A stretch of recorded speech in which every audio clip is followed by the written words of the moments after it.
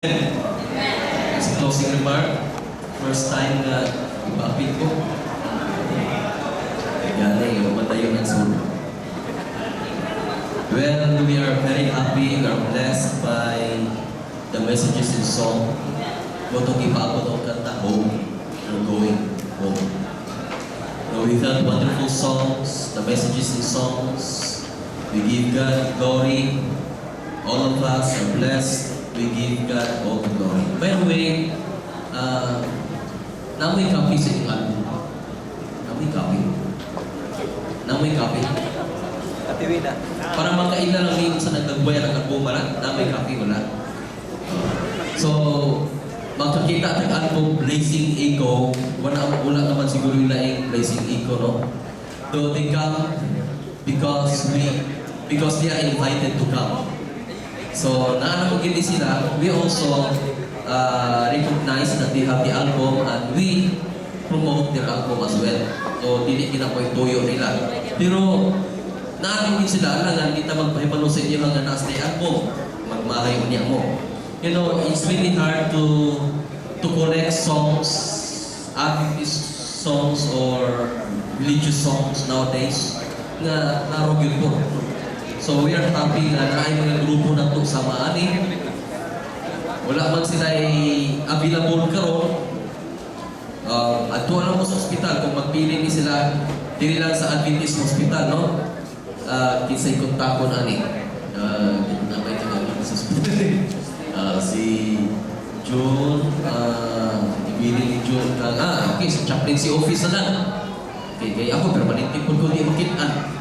Ihatag ni June sa kuwaya, dito sa chaplaincy office. I think this is a chaplaincy concern because one of our concern is all our families have good music. So, bisa na nga itong mga music kanang tigig-tig sa makita sa bisan asa. So, we are happy we have these available songs from them. Thank you very much. And may God bless us all as we have this wonderful afternoon.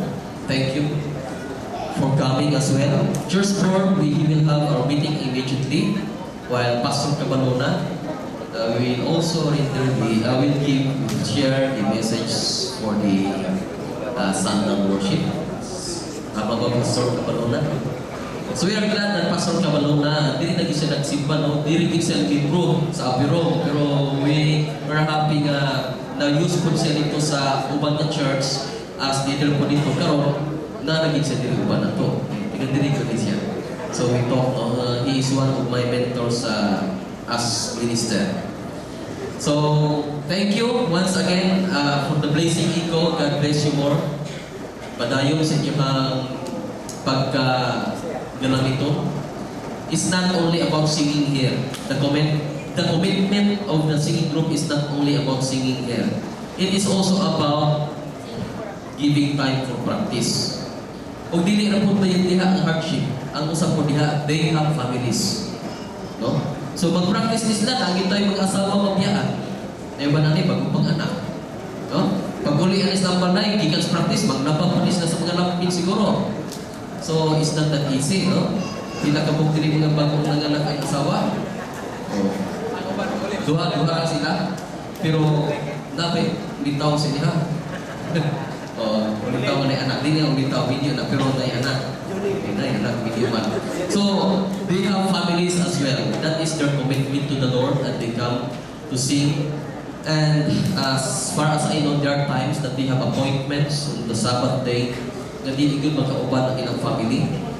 No? So mabiyaan ilang family. That is their sacrifice. So thank you very much for that wonderful sacrifice to the Lord, and that is your ministry to the church. That is your ministry to the brethren, and that is your missionary work to the outside churches. Ganyan si Papalan ko diyan sa mga ko dito na mag-gather na interfaith, then different churches, different pastors, then mag-concert na yung no? So that is a wonderful messages as well to the other Christian faith. Lagi experience ganyan din mga Muslim pag ganito. God bless us all and thank you for coming.